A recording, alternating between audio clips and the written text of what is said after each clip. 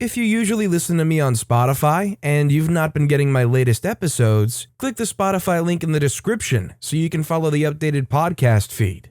Welcome friends to another r/NuclearRevenge video. Today we've got a story about a house vandalization. But first, make sure to hit those like and subscribe buttons down below so you never miss any of my daily videos. That said, our story of the day is I vandalized my abuser's home. This is the account of someone, an innocent, who gets swept up in a big family move from one country to another. A teenager that moves to a place where the rich and the average Joes live side by side. She gets caught up in some sick games of the rich, spat out, and seeks whatever revenge is available given the difference in means. I am Girl X. I've come on here today to share my story because bottling it up has been driving me crazy. I finally had the idea to just write it all out on here anonymously when I saw a post on social media of someone else doing the same. Perhaps if I get it out of my system and other people can see it, I can get some sense of validation, confirmation that I'm not crazy. I just want to know someone cares. The first thing I need to do is rewind back to the 2000s. My family's living in London. We're doing okay, but compared to the rest of my dad's family, we're straddling behind. His brothers are doing orders of magnitude better, just like their parents, whilst my dad scrimps and saves through life. It provides a source of tension in the home, as he's very self-conscious about his relative lack of success. He wants better for all of us, but he's pushy. It's almost like an obsession. Then one day, his oldest brother phones with a proposition that would fulfill his need. A job offer. He accepts, and initially we're all really pleased. Finally, maybe he'll ease off and just enjoy life, was what I thought. As it turns out, the job offer was in Florida. My heart sank. Yeah, maybe Dad would be nicer now, but we had to uproot ourselves and lose our home for it? It was like trading one albatross for another. My dad was pleased, but I could tell neither me, my mom, or my little brother were exactly excited. I discreetly told my mom that I didn't want to leave our house and friends behind. It wasn't perfect, but this was our home. She gave me a half-hearted talk about new opportunities, a better life, and new friends. It became clear that she had no intention of saying how she really felt. This destroyed any slight hope I had of staying. She was the link between us and Dad, the only one who could potentially change his mind. This was it, we were leaving. My little brother was less bothered about rocking the boat and protested right up until the day we left for the airport. Nevertheless, it was a fait accompli. From Heathrow, we flew to Orlando International, stopped the night, and then my uncle arrived in the morning to pick us up. It was a miserable first day. We had a long drive down to the south of the state, it was a hot day, and the aircon in my uncle's car wasn't working. The circumstances were just fueling my resentment. Nevertheless, this was all just a dip in the ocean compared to what was to follow. In the interim, things seemed to pick up. When we got to our new home, it wasn't bad. It felt alien, but at least it was pretty large, plenty of space to hide away from everyone else. My biggest fear was school. How would the kids respond to the new foreigner? As it happened, I got a generally warm reception. Most were curious to know about me and treated me as interesting, which was a novelty. I still did have to contend with one or two jerks who thought it was funny to do a stupid imitation of my accent and asked me even stupider questions like, "Are you having tea with the Queen this week?" But they were thankfully outliers. The family settled in quicker than I'd anticipated. Even my brother found something to be happy about. Dad bought him a pair of Heelys, and Dad himself was a whole lot happier. On the whole, it was an unexpected turnaround. The next few years weren't perfect, but we found a new rhythm and made the best of it. Then came the Great Recession of 2008. I was 17 at the time. My dad lost his job, and even though we had some savings, we were walking on a tightrope. I wanted to drop out of school and get a job, but Dad wouldn't hear of it. Officially, it was important that I get a full education. But I reckon that old-fashioned pride was at play. He didn't want to be helped by his little girl. And so, because of the laws in Florida, I couldn't drop out without my parents' consent. My 18th couldn't come soon enough. On the cusp of it, my uncle, who knew I was keen to start earning money, said he knew where I might find a part-time job. Officially, it was a small cleaning job. At least that's what the woman told my uncle. I started the following Monday after school, and when I arrived, I was shocked. It was huge, bigger than all the other houses around. pure white with lots of palm trees. I got pretty excited to get inside and see what it was like. For the first week, well, Monday, Wednesday, and Friday, it all seemed legit. I was told to dust around, take out the trash, and do some other jobs. Since it was well paid, it seemed like the perfect part-time job. It was the following Monday that I met the master of the house, a middle-aged guy, not bad looking, with a strong presence. My instincts quivered ever so slightly at the sight of him. It was something strange I'd never felt before. Whatever it was, I wasn't sure I liked it. After he started talking to me, he acted on what I now know to be an easy charm, mixed with a certain subtle air of superiority, arrogance. It was enough to make me second-guess my instincts, and so when he asked me to go and dust around the main bedroom, I didn't give it much thought. Looking back though, I wonder whether there wasn't a certain sense of fear at play. A 17-year-old girl doesn't cut much ice against two middle-aged adults. I went up with a dusting cloth and thought I'd give the bedside cabinets a sweep round first. When I actually went in though, I found there wasn't much to dust. The bedside cabinets were cloaked by green covers and there wasn't much other wood around. I went over the bamboo-looking bed frame when I heard someone come in. I didn't think anything of it at first, but after I'd finished swiping the bottom part, I noticed the figure hadn't moved from the doorway. I glanced around and saw him standing there, smiling at me. It wasn't a friendly sort of smile either. There was something a bit sinister, a bit lecherous about it. I felt nervous. Only then did he leave the entrance and come into the room proper, taking a seat on the edge of the bed. I decided to look busy, so I went to the TV unit in the corner and started dusting around that. Out of nowhere, he asked me if I wanted to make any more money. Little fool that I was, I didn't sense any malice in this question, so I replied affirmatively without hesitating. He found that amusing. He pulled out his wallet and took out a few notes, instructing me to come over here. I did, and he said that I could have the cash if I gave him a quick massage. I stood there quietly shocked, not knowing how to respond. He assured me that it would be harmless and that we'd both get something out of it. I felt like I couldn't say no. He handed me the cash and went to lie on the bed, puffing up his pillows before resting his head on them. I set the money aside and went over to the side of the bed, leaned over, and nervously placed my hands on his shoulders. That moment is firmly imprinted on my mind. I remember distinctly how strange it felt to be touching a strange, grown man. How strange I felt when discovering how warm and large his body felt. It didn't feel right. He was clearly enjoying it though, because he made groaning noises throughout the whole time. Needless to say though, as soon as my time was up, I took the cash and ran. I had no intention of going back there. A couple of weeks later, my mother was taking the rubbish out when she tripped over and fell, breaking her arm in the process. Even with insurance, the medical costs ate up the savings and then some. My dad was still looking for work, so the tightrope became a tight string. My dad still wouldn't accept help, but I was determined to give it anyway. So I went looking for some other part-time work.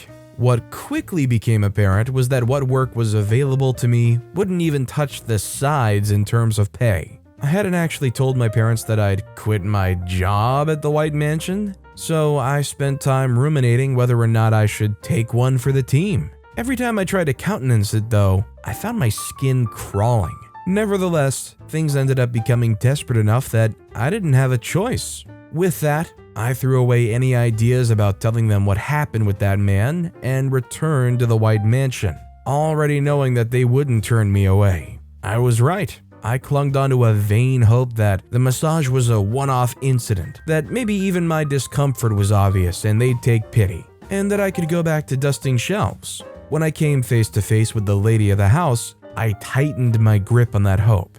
She seemed very warm and welcoming, very concerned that she hadn't seen or heard from me, and all this made me feel at ease. She sat me down to talk about the massaging situation and skillfully broached the topic of doing it again. I told her that I wasn't very comfortable, and she listened attentively as I talked. But when her turn came, she gently hand-waved my concern. She said it was a bit of harmless fun, that there was nothing to worry about, and that I could make some good cash if I stuck around. No matter how insane and wrong it sounded, and it was, I was a naive teenager, and she was a confident, persuasive operator. She told me that he was here to wait whilst she went, and told him that I'd come back. It was a heck of a long and quiet few minutes before she returned, an easy smile on her face, and beckoned me to follow her. She took me back to that same bedroom, but he wasn't there. What was there lying on the bed was a costume. From behind, she grabbed my waist and squeezed it. "You've got a fantastic figure. I bet you'd slip into that with no difficulty." I felt my stomach turn lightly when she said that, but because of the financial incentive and the immediate pressure I felt, I couldn't have left if I wanted to. I put on the schoolgirl outfit as she asked. I felt her eyes fixed on me the whole time. It was incredibly uncomfortable. I turned to look at her and she smiled, walked over to me and started pretending to pull the outfit straight. Her hands just happened to touch me at various points. I just stood there frozen, feeling incredibly exposed. However, this was very much just the set dressing for what was to come. She then led me to the marble-tiled bathroom where, laying on a massage table, the man of the house awaited me, only wearing a towel. He lifted his head up to look at me and smiled that same distinct, self-assured grin that I'd witnessed when I first met him. I had to touch his skin, I thought to myself in horror. My feet were begging me to turn and run, but I just couldn't bring myself to do it. Nervously, hesitantly, I made my way towards the table at his request. The woman handed me a small bottle and told the man to have fun before casually leaving and closing the door behind us. Is it weird that somehow I actually wanted her to stay? Somehow it seemed worse to be alone with him, even though two manipulators are surely worse than one. "Whenever you're ready," he said lazily. I looked at the bottle and it was a bottle of massage oil. I opened it and drizzled some on his exposed back.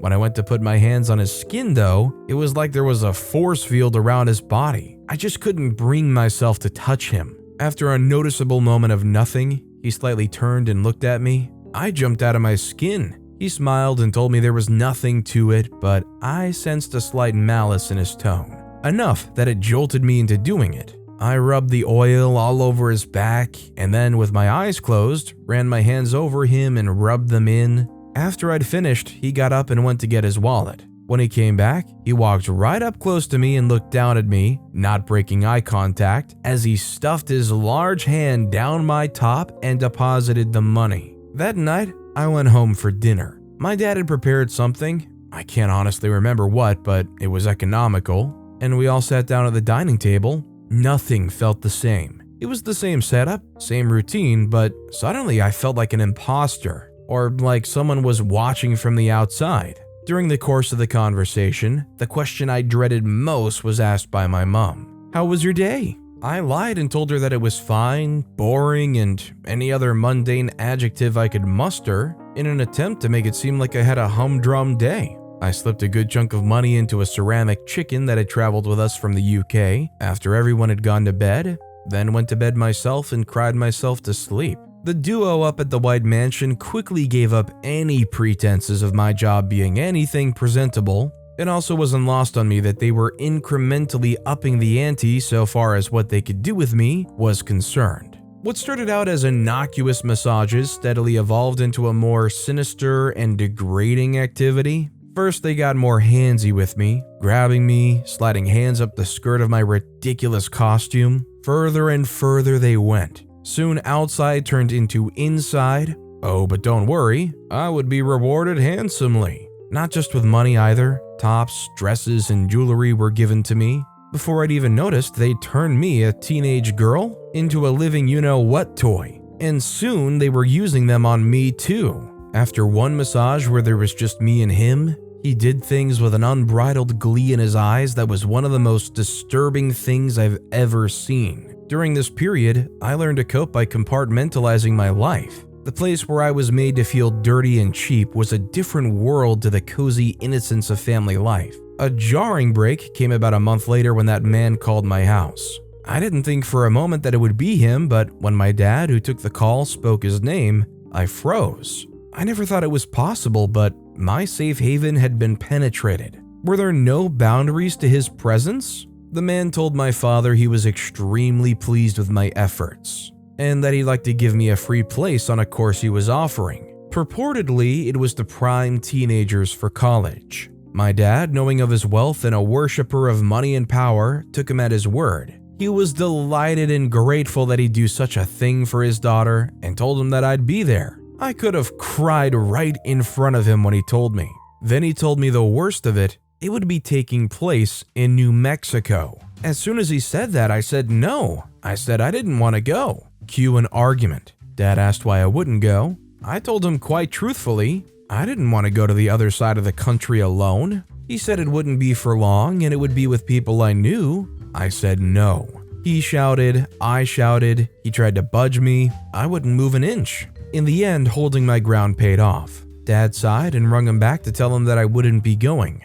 Then the man asked to speak to me. I want to add in here that by this point, my dad had just started a new job. We weren't yet out of the woods, but security was slowly coming into sight. I tried politely telling him that I didn't want to go, but he kept pushing and pushing. Once he accepted this was going nowhere, he dialed it up. He said he was aware of our financial situation, aware that my dad had only just found a new job after a trying period of searching, and said that if I kept refusing to come to New Mexico, he would make sure my dad would lose his job pronto. He had me over a barrel. That was the point where I really cursed the day we ever got involved with him and the day we ever moved here. I realized how fully his influence stretched, and how I'd become a pawn in his twisted power games. With my dad in earshot, I was not only forced to say yes, but also to make myself sound happy and grateful. I wanted to punch myself. The trip to New Mexico took me to a huge ranch that was, surprise, surprise,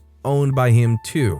As soon as I got there, the reality behind the ruse was quickly made clear. I was going to be acting as some kind of entertainer for an upcoming party. What made this really hard to swallow was the ranch was way out in the middle of nowhere, so I was stuck no matter how I looked at it. The party was to take place in 3 days, and I was told there would be high-profile figures in attendance, and that I was to offer anything they requested. I was shown to my room and told to unpack and get settled in. Despite the frostiness, I was at least brave enough to ask about the money.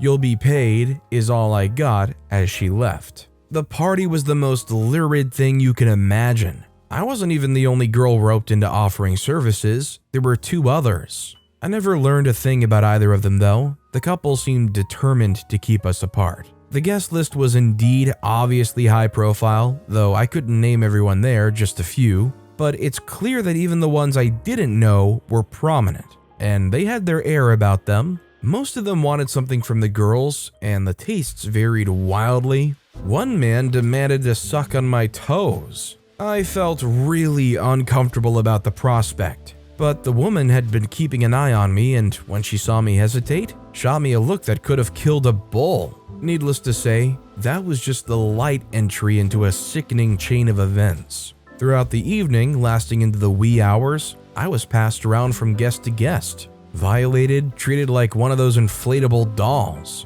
After it was all over and I went to pack my stuff away, I approached the woman about payment. It's unbelievable how fast she turned cold. She said that one of the guests found me uncooperative and consequently I was to get nothing.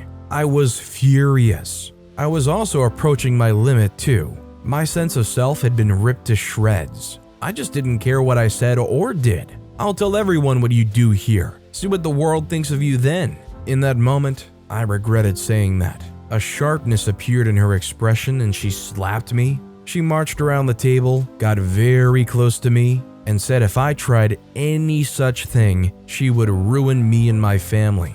I could tell she meant it. She told me to leave, and I did, making a very long trek before thankfully I hitched a safe ride that took me to civilization.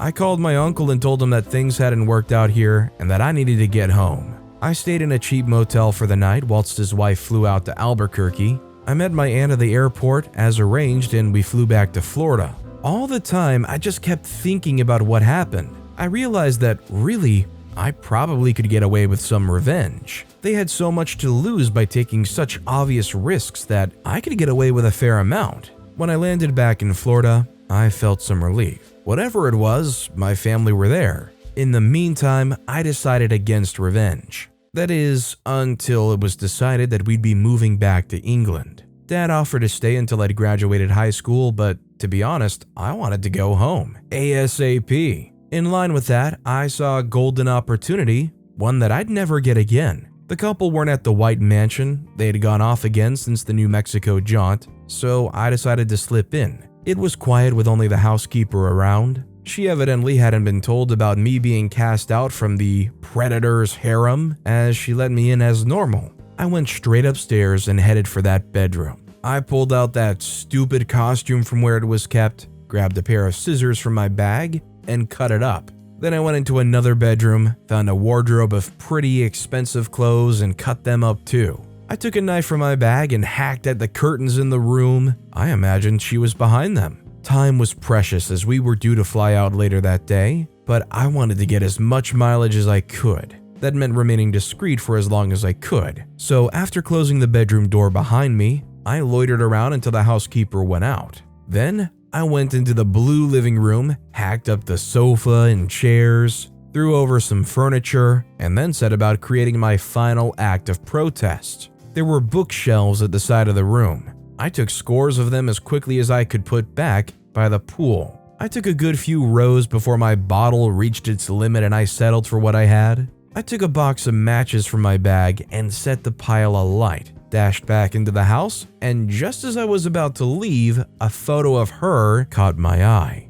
I grabbed it, turned back, and chucked that on the fire too. Then I left. As it turned out, I'd gotten the time wrong and only just made it back home in time. We got our flight and I never looked back. Fast forward now and I'm a software engineer for a small company, have my own place, and am learning to navigate adult relationships. I never told my family what happened, and I wanted it to stay that way. Given revelations in recent years though, they've become aware of their crimes and have quizzed me about it. I lied and said none of that had anything to do with me. I was just a cleaner. It's been hard enough for me to handle without worrying how they'd cope with it. As you might guess, the abuse I suffered left scars. It took a lot of therapy and for me to reach my late 20s before I felt capable of tackling love and sex. I'd made just one attempt before then at 21. I went for drinks with a nice-looking student. At the end, he leaned in to kiss my cheek, but I freaked and shoved him hard before having a panic attack. Still, I've managed to reach a good place, and learning that my tormentors have been exposed brings some satisfaction. Still, they were so connected and powerful that even now, I feel apprehension about posting this. Such was their power. I mean, I think you just have to commend the amount of courage OP had for posting and sharing a story like this. One of the most frightening takeaways is, while a lot of people that do these things have been getting exposed in recent years, I'm sure we all know and expect that more of this kind of stuff is still going on around the world. Do you guys think that as time has gone on, that we've become a safer and safer world to come out and admit that you were suffering these experiences? Or do you guys think it's still just as bad as ever for people that are in a situation like this? That they're all being hushed and made afraid of ever admitting anything? If you guys have any thoughts on this, I'd love to hear what you guys have to say in the comments down below. But with that being said, that's all the time we have for today. Now, if you want to hear another absolutely crazy revenge story, check out that left video. Or if you missed my latest video, check out the one on the right. That said, I'll see you all next time with some more stories.